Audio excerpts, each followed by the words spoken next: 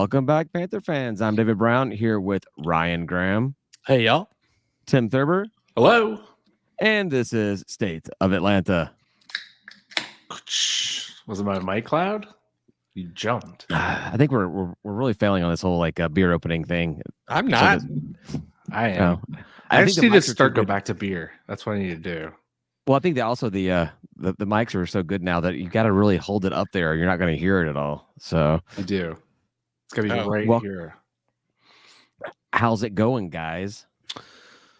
It's Tuesday. Fine.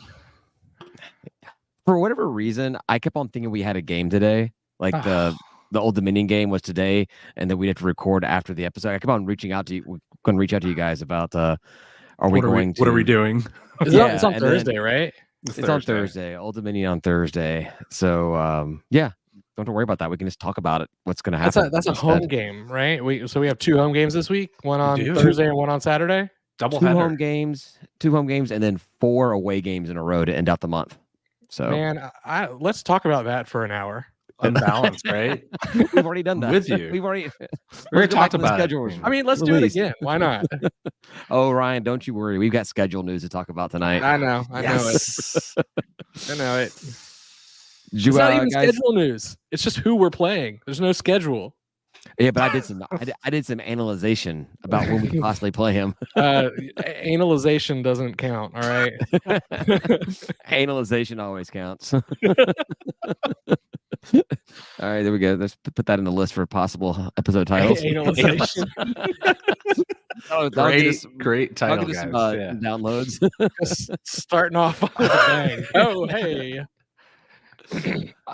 Anyhow, we had 2 games. We haven't talked about the Southern Miss game, right?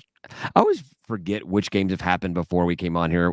So Southern Miss and South Alabama have happened since last week, right? Does that sound correct? Right. Yes, I know Southern Miss. I'm good with that. Those are the 2 games. Yeah. So Southern Miss, that game. Starting to watch that game was like watching like a bloopers reel or something. Both teams looked absolute like garbage, and only one team finished being absolutely garbage. Us. Georgia State. That was Georgia State. Oh, okay. But then like South Alabama, not the hottest start, but at the end of that second half, they look like a good team. I mean, they got up a 17-point lead at one point, finished out at 14-point lead. I mean, they actually looked like a really good team during the second half of the second half. And would that be the first Sun Belt team we've seen play actually well this season? Well, it's the first time that Coach Hayes has gotten a win over a Sun Belt opponent on the road. Oh, I thought you were saying South Alabama. You did say South Alabama. Yes. Yeah, we beat them. We beat that one team. Like the dogs that they are, or Jaguars, whatever. I mean, Tim, you were going to say something, Tim. Sorry. No, I said we can make layups. That was the cool thing. Watching the team drive to the basket and actually make a shot, whether it was a dunk, a layup, whatever. And hitting threes, actually hitting the threes, which was which was nice. It was after getting so disappointed on that. It was a close loss to Southern Miss, wasn't it? It was 73-79. Yeah. I was getting those mixed up. That's why I was confused. I thought we beat Southern Miss. Well, it sucked because we talked about Southern Miss. That was a game that we were saying that's a must win because Trash Down South, who had not won a game all season long, the entire out of conference schedule, just obliterated, right. And so that's the game we got to win. This is going to tell us how we're going to perform this season. And then we go out there and we lose that game. So I'm feeling down. I'm feeling bad. Like, oh man, this is going to be another crap season. And it still may be.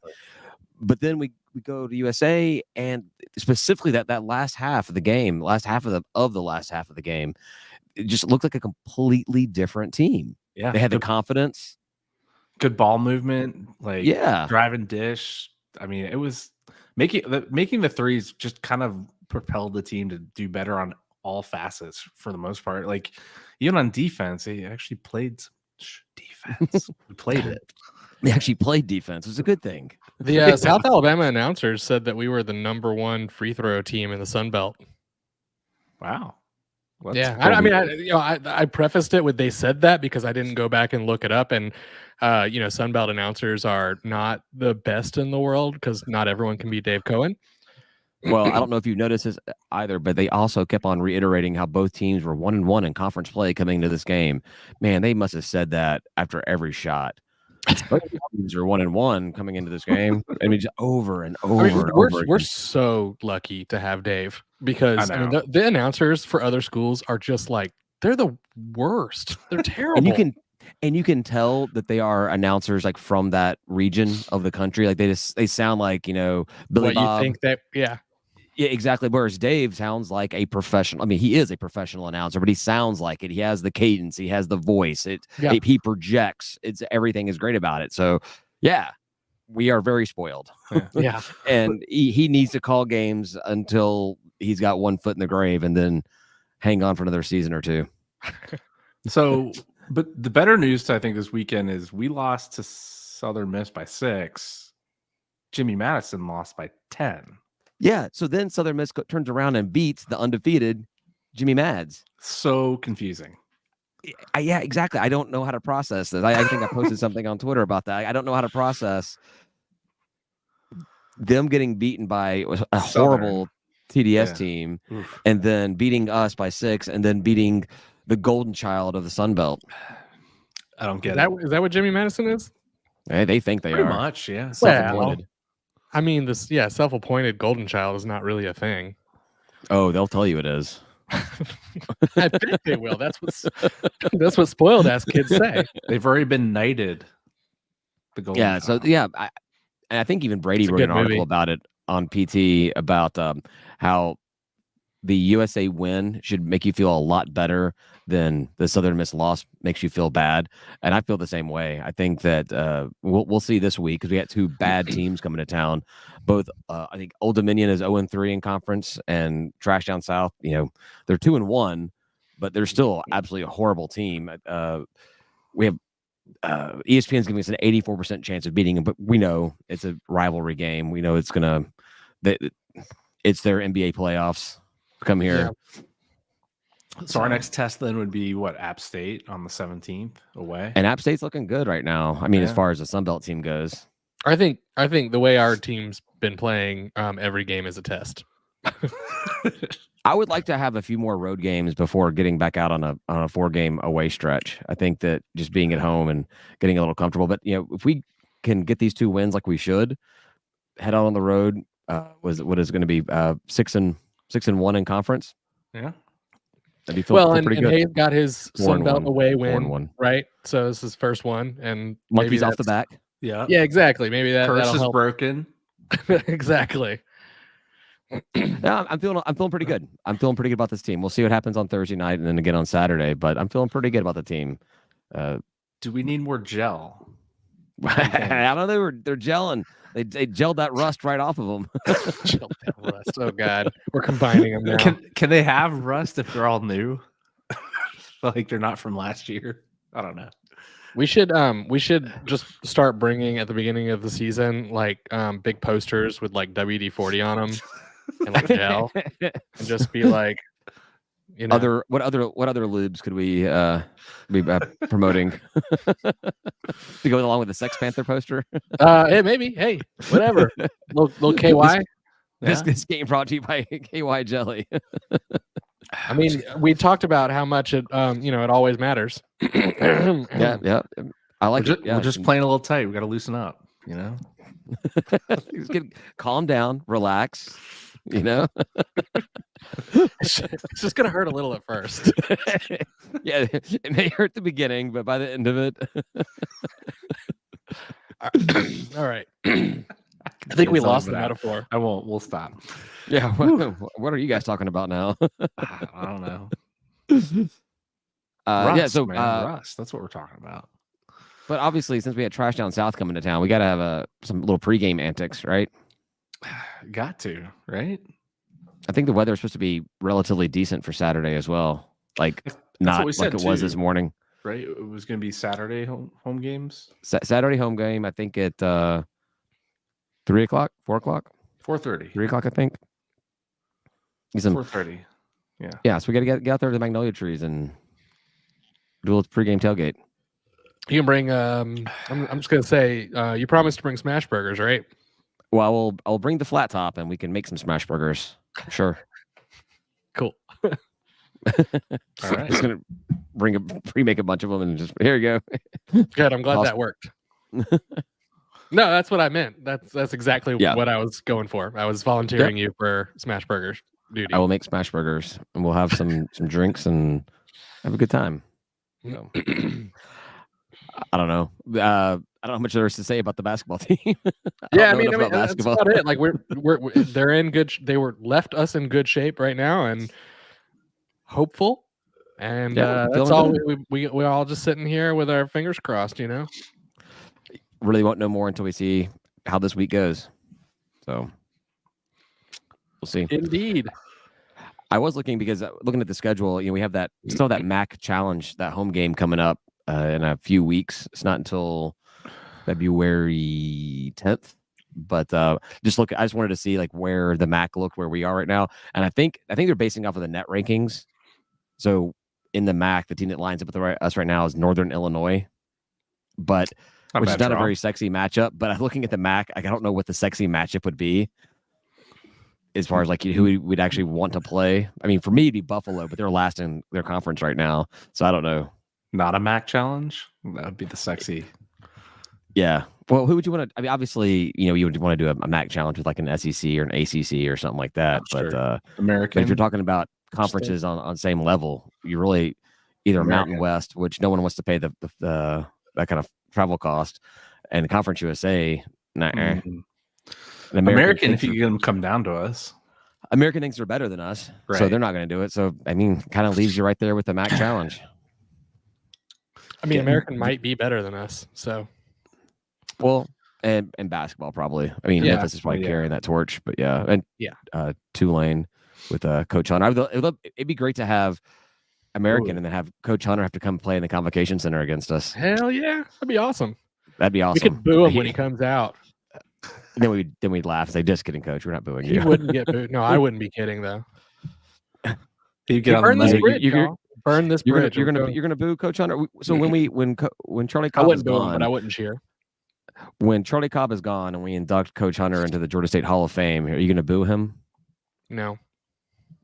Right, I just don't like how he left, y'all. Like I just, I thought he. I don't think anybody likes how he left, but I think he was a little shit ass on his way out. There had to have been some bad blood between him and Charlie Cobb. I think it just kept building, right, over time. Yeah, like it just got take it out on him, not us. Tit for tat. I don't think he was talking about us when he said, not us specifically, at least. I don't think he was talking about the fan base. The fan base was loved Coach Hunter here. I don't think he held any animosity towards the fan base. At least I choose to believe that. So, all right, I think that's probably true. Yeah, we can even get to gotta get Coach Lanier. We get back-to-back coaches from Coach Lanier and Coach Hunter to come back and play in Convocation Center. That'd be cool. I'd like to see that. Would have a decent chance to draw one of them too, probably. Yeah. I think that getting a Coach Hunter back into the Convocation Center would actually bring out a lot of Georgia State fans. It probably would be a good draw. Yeah, that'd be a fun one. Yeah. So he could make it. He could make it a barefoot game. I was actually thinking about that, like going to the game barefoot, just in honor of Coach Hunter. I thought does he still do it? And then throw your shoes at him. It really fell to the wayside. Like that first year, it was a big thing about it, and I think orange jerseys, the orange jerseys, and then it was never really talked. They took the guys did it to again, Africa, but it wasn't like a big deal. No, yeah, I thought that was part of the contract when he actually came here. Was like he wanted the school to be behind him and support him on that whole thing. Yeah, and the team would travel though and go like wash feet in third world countries or something. Yeah. Oh well. That's all I got on basketball. Yeah. There's not much more, and not a lot going on. So talking about the schedule stuff in football, there was the we found out who our cross divisional games are going to be at Texas State and going to Arkansas State. Are you going to go to Texas State then? I mean, your second favorite school. Well, we probably won't play them again for another 7 years. So if are there's a you chance going to wear Texas State apparel or Georgia State apparel. Oh, you know me, with maroon and gold. Is that they you're gonna wear? You're gonna wear maroon underwear, is what I'm hearing. Oh yeah, absolutely. No, I'll wear my gold thong. I was gonna say maroon thong. Yeah. Gold banana hammock. No, but I do want to try to go to the game. I don't think we won't probably play out there again for another 7 years or something. So if you want to check off any West Division teams games, then this would be the time to go. So what does your analyzation say about when we could potentially play them, or doesn't? Do you have a graphic? No, I have no graphic. Great. Oh, I actually 75% thought you did. I have words on a piece of paper on a piece of screen right here next to me. Yeah. No, it's just I was just looking at with the out of conference schedules that the other teams have when we could possibly play different teams, and there's basically 2 weeks where I know we could not play them. So it could play them as early as week 4, but could not then not week 5, and then after that it's anything other than what the UConn game would be. So I really don't have much to talk about it. I was just trying to harass Ryan. But yeah, but we play at Appy and we play at Texas State. Either one of those could be week 4. And honestly, I would prefer that we played at Appy in week 4 to get it before it's super cold there, and also freezing. not be super hot in San Marcos. Yeah, so that's true. So or be a bye week because that will be 3 games in after we would have played coming off of a game against Vanderbilt at home. So weird, Vanderbilt at home. Yeah, we play Vandy here. That's great. Such a good chance to get a P5 win. I mean, it's so weird to play do that home and home and get the home game first. Typically, these P5s they want to get they want to have their home game first, and then they'll come out there because they always can buy out that contract or weasel out of it somehow if they want to after they get their home game. But get them down here first. I love it. Of course, my buddy of mine that went to Vanderbilt, I've been talking about going to this game ever since it was scheduled 8 years ago. Has a work. He's a conference going on that same weekend in Sweden. Okay, go to the conference. Yeah. Oh yeah, it's an excused absence, but still it's annoying. Right. So. Nah, Skip work for football. It's his company. He's presenting. Skip work for football. He can pre-record, and I mean it's like post-COVID era, right? You just put it up on a screen. Press play. We're done. I mean, as far as like being a Vandy football fan is, he wears more of his wife's Florida crap than I've ever seen him. I don't know if I've ever seen him wear anything Vandy. But he'll don the Florida crap because his wife went there all the time. The only time he ever talks about Vandy football is when they would beat Georgia in those random years or something. He would just start talking all this crap to all the Georgia people in our friend base. And I'm like, dude, you didn't even know the game was on until your buddy called you at halftime and said you were up. Did you see? You have no clue. Yeah. Yeah, he's one of those kind of fans. Those are the best. Yeah, Vandy. I'm sure Vandy has a lot of those kind of fans. Another entitled fan base, right? They just don't have the quality team to back it up. They don't. Yeah. I wonder if they're since we're playing them next year here. I wonder if their stadium is still going to be under construction next year, and maybe that's why. Man, if you've seen the pictures of it, it sure looks like it's going to be a long time before they can be ready to play. Maybe that has something to do with it. Could be. And I'm sure they knew they were going to be doing the renovations and stuff. Is our game of them the year after? Is that date set I'm pretty sure we play. I'm pretty sure it's the very next year. Whereas Tech, we don't get them back for 2 years. Like we play them at Bobby Dodd this year. Don't play them at all 2025 and then back in 26. So if we beat Tech, do we just cancel the rest of the series and never play them? No, we got to get them back inside of Bobby Dodd. Back in Center Park Stadium. We got to get them home. Okay. We'll go 2-0. And then you just say we'll never play you again. Never again. We're done. Yeah, it gives us nothing to play you. There's no advantage to us. It's just another ACC win for us. I don't know. No, yearly, annual game. That's fine. I think it should be. You know what? They want to replace Georgia with Georgia State. I'm here for it. Yeah, they need those ticket sales every other year. Yeah, I was gonna say it's kind of your reality at some point. I don't know if all of these rivalries would be kept with the way college football is going. I don't think Tech's in the spot to get into the VIP, whatever league it's going to be called. They're just going to be I don't know outside with a bunch of other P5s, and then I don't know what they do. That's going to be interesting when it happens. Well, that's what I'm curious about. Is that next step? Is it going to be conferences moving in totality, or is it going to be just individual teams? I feel like if they move conferences completely, then there will be another step. Eventually, it'll be teams moving on their own. Because there's no way that, talking about Vandy, that the Georgia and Alabamas are going to just carry Vandy with them and have them get that $70 million share that they could be splitting amongst themselves. Yeah, because at that point, they're not going to need them for the grades or anything, right? Yeah, because the players will stop going to class. They'll just be employees of the university, contractors. I did see somebody posted on the Sunbelt board that the schools should offer majors in football, like for the students. Like there's majoring, and that's the class. Did you play in a game? You got an A. Well, no, it's like, does that mean games are like lab work? And if you fail, if you lose the game, you failed the lab. Ooh, that'd be brutal. You know, well, Georgia State would work perfect because at least when I was there, everything was a group assignment. That makes sense that you'd be in the game and you're subject to how your other teammates, your other classmates were playing or performing. We'd have a lot of players failing. I think based on the GPA they put up there, I think probably a bunch of them are. Oof. Maybe that's why a lot of them left. Well, so yeah, that's why something else I want to talk about was the see, Ryan, we moved right off of Texas State and Arkansas State scheduling. Aren't you happy? Did I segue us into something you actually had on the agenda? Because that's amazing. I did not look at the agenda. Yeah, well, I wanted to talk a little. I want to talk about the portal stuff. I mean, I don't like get into the whole recruiting thing. Yeah, but we had some big pickups. A couple guys from Tech, and then I was kind of looking at it. So we've lost 14 according to 24/7 Sports. We've lost 14 to the portal, and we've gotten 11 out of it. The ones we've gotten have come from mostly P5 programs, and then actual other Sunbelt programs. One FCS kid.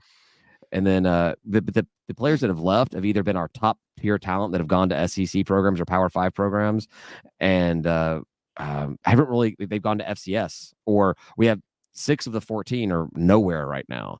So it feels like we're winning in the transfer portal battle right now. What happens if you get in the portal and no one picks you up? Where do you go? What do you do? Well, ask Grayson McCall. That happened to him from Coastal last year. No one picked him up. He came back and played. He came back and played. I don't think that Coach Elliott's going to let anybody back there. I don't think so. Because he doesn't like the transfer portal at all. So right. I think he feels like, if you got one foot out the door, and it's sort of like I don't know, like if you quit your job, I've had bosses tell me like, look, we could offer you, but like statistically speaking, you're going to be out of here in the next like 3 to 6 months anyway, even if we give you a bump in your pay, because like you've decided you want to quit the work. Right. And so like, that's sort of the same. I would imagine it's sort of the same thing. If they are already quitting on the team and trying to go somewhere else, like they're already out the door. Yeah. So I understand with the portal and NIL, all the money involved, why these guys are wanting to leave and all that kind of stuff. But as a fan, I still take it personally. And like when they want to leave, I'm kind of like, I hate you. Well, not hate, but the people that are like, wish you best of luck, I'll be cheering for you or whatever. And I'm like, no, I don't think I'll be cheering for you. But I think Coach Elliott takes it a little the same way. Like he won't even like say a player's name once they've entered the portal. that person might as well have just fallen off a cliff or something. Like or just gone into the void of darkness, just disappeared. Never Mandela effect, wiped away off the face of the planet. He doesn't acknowledge him anymore. So I don't now. Grayson McCall is probably an anomaly. Your starting quarterback leaves and then wants to come back. Maybe you bring. Maybe all right. Well, I was gonna say, all right, devil's advocate. Marcus Carroll comes back. He said, "Hey, Coach Elliott, I made a mistake. I don't want to go to Missouri. There's too much snow there. Can I come back? It's Missouri. Missouri. And nobody's even heard of that place. Mizzou. Has anybody even been there? Is Missouri real? I know Ohio's not real, but is Missouri real? I've been to St. Louis before. I think it is. Yeah. Is that really that's in Missouri? Oh. Yeah. But that's in that little bottom part, like that little Missouri nubbin. The little nub. The Missouri little nub. Yeah. So I mean, does Coach Elliott say, "Hey, yeah, you can come back, but don't do this again"? Or does he, "Hey, it was nice. You got in the portal. Sorry, it's a one-way." It'd be interesting to see if it was somebody like Marcus Carroll. Yeah. If he enters the portal, but see, also Marcus Carroll was getting picked up. That's the reason why he entered the portal in the first place. I think that Grayson McCall entered the portal thinking he would get to go to Liberty with what's his face, Mullet Man, and man's so like, sorry, don't want you. You're not I'm pretty sure enough. You're not religious enough, or whatever. I don't know. Yeah. So but it would be interesting to see if somebody of that caliber player wanted to come back or did not get picked up or something. What Elliott would do. We'll see if it ever happens. You can come walk on. Yeah, you can run back punts. That can be your new job. No, you can be a walk on. We'll start you too, but you're not. You don't get a scholarship. You gotta earn that back. You put that. Yeah, you put your scholarship down. So you gotta earn it back. I already gave that to someone else. I'm sorry. That's right. You get some NIL money to pay for your way. No. So what's the vibe on the quarterback we got from Tech? Well, I didn't realize. I was looking at his stats, and I thought they were from this past season. They're from 2022. We'll just say you were drinking at his previous school, right? Wasn't that in the morning? That was at Tech. That was at Tech in 2022. He played, I think, like 6 games or something for Tech, and was not that great when he first came in. He got better as the season went on, and his best performance was against Georgia. They posted his best QBR score.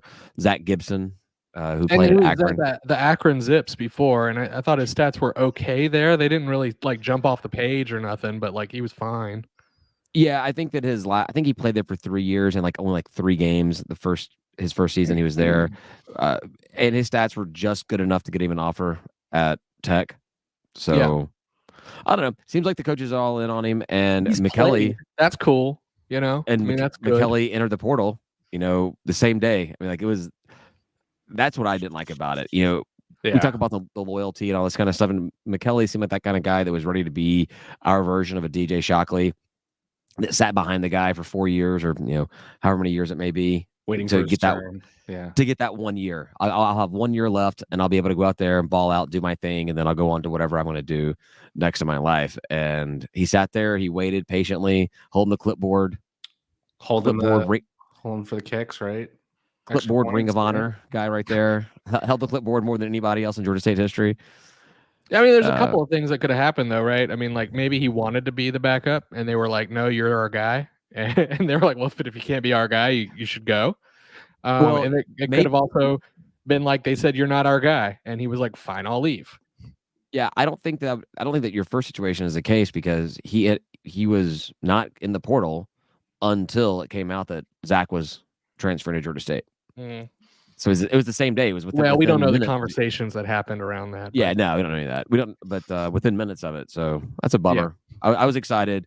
I understood why Granger played. He was, the most experienced, and he's a great quarterback. Yeah. So I understand why McKelly was not playing, even though when he came in, he did pretty good. But kept on waiting just to see what he had on him, and it's a bummer. I wonder where Mr. South Carolina ends up. Probably South Carolina. I hope he doesn't go to Coastal. How about would that suck? Oh my God, no! And just light it up. Yeah, it just comes here and lights it up. I mean, that's definitely what's going to happen. Year, right? He's going to go somewhere, and he is just going to be amazing. Probably so.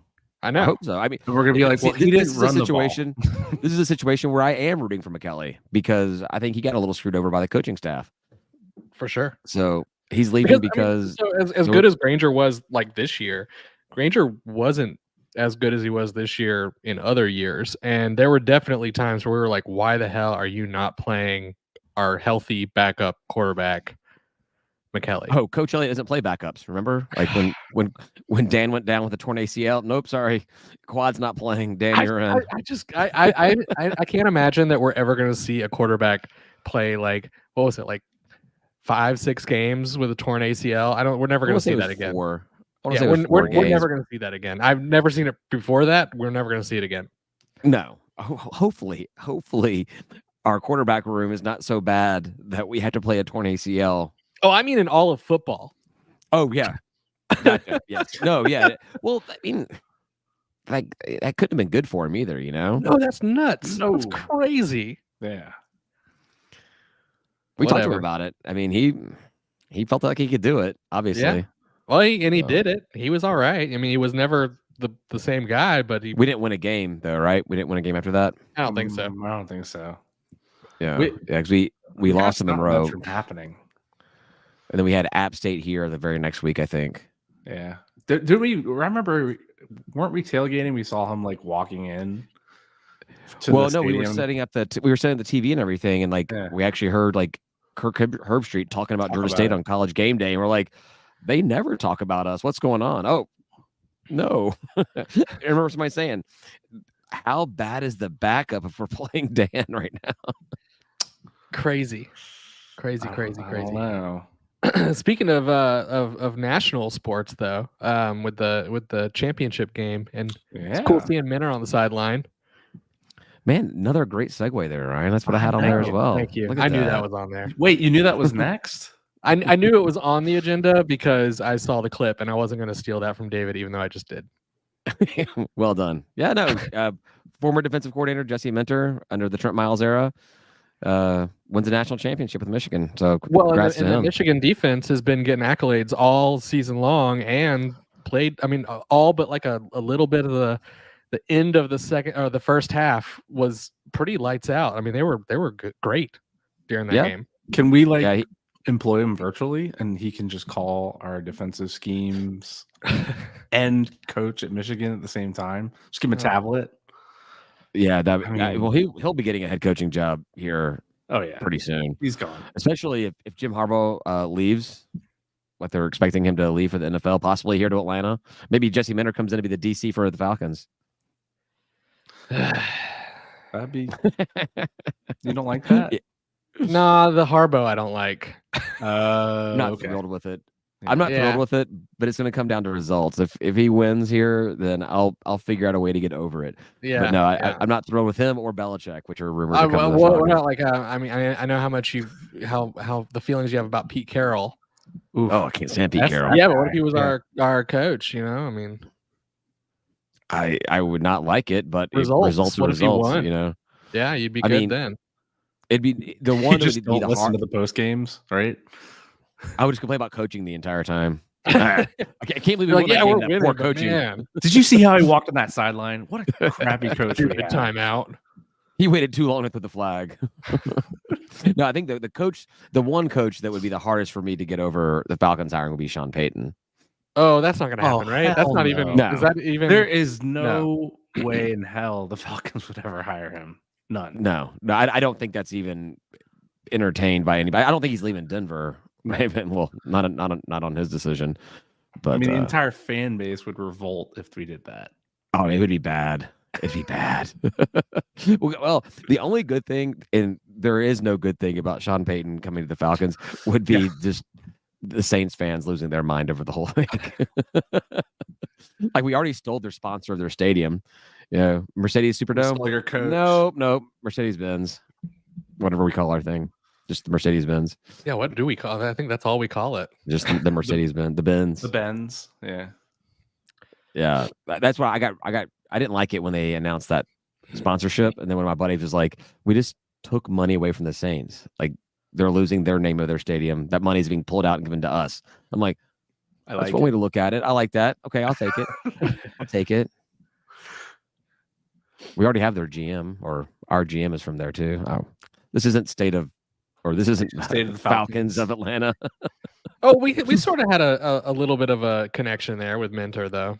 Yeah. But you didn't talk about it, and I wasn't gonna steal it from you, but since you changed subjects already, it was a press conference afterwards where he's talking about he got asked about Georgia State.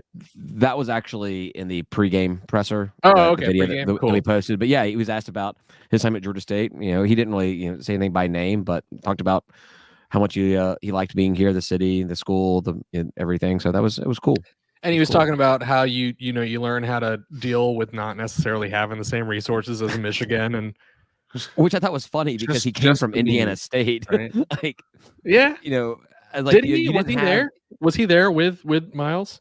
Yes. Yeah. Okay. I guess. Well, he was with Miles. He came with Miles, but I guess he had been like a grad assistant or something at Notre Dame. He'd been at other programs before, but yeah, obviously Michigan's got the resources out the wazoo.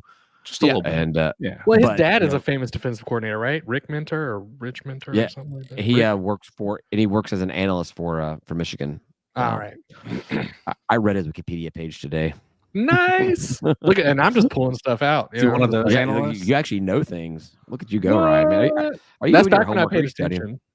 It's back when you cared about college sports. Well, like I said, I paid attention. I pay attention a little bit now, to what you guys talk about in the chat. It did seem like their defense knew exactly what Washington was going to do. Right. But, the thing is Minner, when he was here, it was such a fun defense to watch. And then watching that Michigan defense was fun to watch. Ran around. So much movement. And then, somebody run off with the ball and there'd just be like 6 guys on them all of a sudden. Just all of a sudden, there'd just be like 6 people out of nowhere. And you're like, well, that's great. And there's always pressure on the quarterback, always. Yeah. Man, I love his style of defense and just need it back. He actually won an award. He won an award as defensive coordinator when he was here at Georgia State. Nice. He's great. Watching last night, I was like, can we get you back somehow? Like, just head coach? There's no way. There's no way. I mean, he'll be a head coach at a P5 program. That's going to be his next stop, I would imagine. Yeah. And he's younger than me. What have I done with my life? Well, beer. Yeah, I bet I drink a lot more beer than lots of things.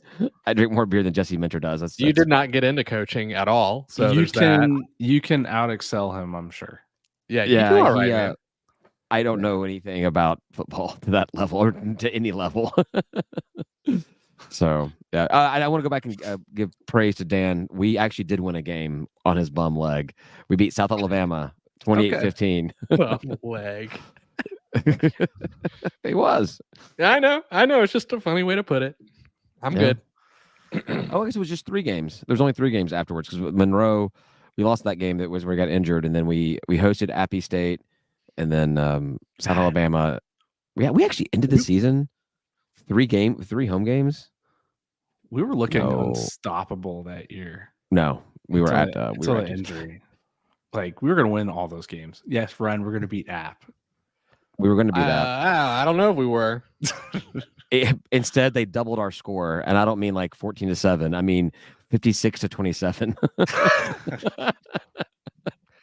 So I would say that wasn't Dan's fault. Probably not. No. Well, I don't know how much time the offense had on the field. There's not a whole lot you can do when they score over 50 points. Man, that had to be a horrible game. I mean, I did watch it, but that's been if it was a home game for us, then we watched 4 years ago. Yeah, they'd be scoring just left and right. Look, man, we had a goose egg year, all right, and we just put some of that stuff out of our minds. We were winning at the end of the first. We were up 21-14 going into the second quarter. Was this 2020 year? 2019. 2019. Okay. And then they started piling it on. We didn't score in the second. They was up 35-21, and then just wheels fell off. They probably pulled Dan at some point in that game, didn't they? I don't know. I don't think so. We don't need to trot out our unmobile quarterback. On his bum leg. Yeah. What else you got? Let's. Time for last call.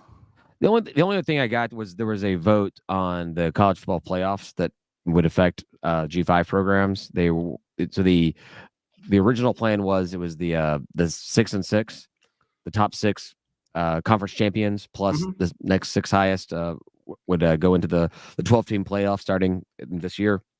And they were wanting to change, I guess, with the Pac-12 falling to pieces. They wanted to change it to a 5-7, but it required a unanimous vote by all conference commissioners. And I don't know which commissioners voted no, but I would assume all G5 commissioners did, and it did not pass. But at least one guy reporting on it says he expects it to find a way to pass before the season starts. Because then you're looking at with no Pac-12, you're looking at 2 G5 teams getting auto bids into the playoffs, and they don't want that. They don't want that. They didn't want the 1 slot to begin with. Yeah, but see, it's a shame because that's what people love about March Madness is the lower team that like no one's ever heard of, the mid-major team, right? I know I hate that the Cinderella team, but people love seeing that mid-major team like go far into it and do really well, and I think that could happen in football and would happen, and people would love it. The thing is, we haven't seen it yet. Like Liberty gets they won't let us in. That's why. Yeah, but you got Liberty in that New Year's Six Bowl against it Oregon, and they get absolutely demolished. Like, not that I wanted Liberty to play any better or not, but like had Liberty actually put up a fight, then it kind of gives an argument to have a top G5 team in there. I think that all conference champions should be in it. I think that's You win your conference, you should be in the playoffs. But there's also a little bit of a cart and horse thing where if they don't let you in, then you're not going to recruit the players that want to win everything. Right. Because they're like, oh, well, why would I go to a G5 program? You're not even allowed into this playoff system. Right. Yeah. I mean, would you accept something like, all right, the top G5 gets a spot in the playoffs. The rest of you, there are over 4 leagues, I guess. You play each other until there's a champion. One more slot. No, everyone's in. Like we have a mini tournament outside of it to decide. Playing game, like a play-in. Yeah, we're play-ins. Not really. No. Why would you designate the G5? Why would you designate specific conferences as having that ability, whereas you've got They already do. Because we're perceived. I know. But I'm with you. I think if you're a conference champion, you should be able into the tournament. Period. And then they should fill in the at-larges with what they could do the highest ranked teams. Yeah. Well, one thing they get wrong in March Madness is you put your 1 seed against a 16 seed, and you get those blowouts. And granted, Virginia is very aware of the ability for a 1 seed to lose to a 16. Ever, I mean, right? Yeah. But I do think that maybe you have a play-in game for the playoffs, and it is your G5 conference champions. And so at least then you get a playoff. You're going to have at least one G5 team make it in there, and you're going to get a game where one of them's not getting absolutely blown out in the first round, and then let them go until the round and get blown out. I don't know. Or not. Maybe they show up. Maybe App State beats Michigan, Who knows? I mean, I've watched enough kids sports movies to know that it doesn't matter if that other team is 3 or 4 feet taller than you and outweighs you. Get Rudy out there. Yeah, big things happen. The little giants. That's right. The replacements. There's always a trick play, right? Always a trick play. Actually, you know what it is? All you got to do, if you want to beat the team that's bigger than you, bigger and stronger, get a girl on your team and give her the ball, and then obviously she'll just do leaps and bounds better than what anybody else on the team could do, outplay everybody, and win the game for you. Well, and what people don't regard, I feel like this doesn't happen enough, but you need a practice montage. You have to have a practice montage. Otherwise, you have no hope of winning the game. Well, there's no way to actually improve unless you have a montage. You have to have exactly. How are you gonna get decades of experience in 5 minutes if you don't just have a montage? Exactly. I can't just become the best athlete in the world overnight. That's right. There's a 5-minute montage. You have to have it with some serious guitar rock going on. Whatever. I don't care what rock is happening, but. Yeah, but you had to fail. You got to show progression. You got to fail the first 2 or 3 minutes for sure, and then all of a sudden you're able. Within 1 week, you're able to make it to the top of the museum steps, and you're able to jump up and down. You get all this extra energy. Yeah, no. That's right. South Park the Team America got it right with the montage song in that movie. I haven't seen that in a very long time. They do exactly what we're talking about. The only thing I can actually remember in that is the sex scene. Of course, because it's just imprinted in my brain.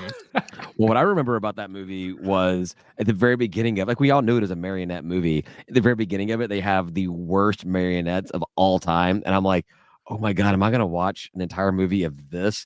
And then it turns out it was marionettes being played by other marionettes. Right. It's like, oh wow, this. It's like, okay, this is good. Yeah, that movie was fun. I need to watch that again. It's July 4th. I was just thinking the same thing. Get that queued up, right? Exactly. That's good. No, that's hell, we're 44 minutes in. 45 minutes in. Yeah, we're good. Right at our mark. So, all right. We'll go to last call and talk a little more. Yeah, let's do it. I just opened up a fresh beer, so we're definitely going to be talking some more. I asked ChatGPT to write me out a script for exiting out to last call, whatever. Man, it was horrible. My drunken I don't even have it. My drunken stuttering, I deleted it. My drunken stuttering is way better than what ChatGPT came up with. So anyhow, Hey, one of you guys should do it. I think one of you guys should do the outro. Any, meeny, miny, mo. Ryan, outro. No, I'm not doing it. Bye, y'all. All right, Tim, you can do the outro. What? Thanks everyone for listening this week. I don't know what else we say. You can find us at stateofatlanta.com. Yeah. We have plenty of merchandise merch available at /merch. stateofatlanta.com/merch. Also find us on Patreon. I don't know what this Patreon link is, but hey, patreon.com/stateofatlanta. Join our chat by becoming a patron. If you give us $1 million, our chat's rad. It's great. If you give us $1 million, Tim will learn the outro. Yeah, something like that. Yeah. Check us out at patreon.com/stateofatlanta for last call. And join our group chat, all that fun stuff. Thanks for listening. Say goodbye, guys. Goodbye, guys. Peace.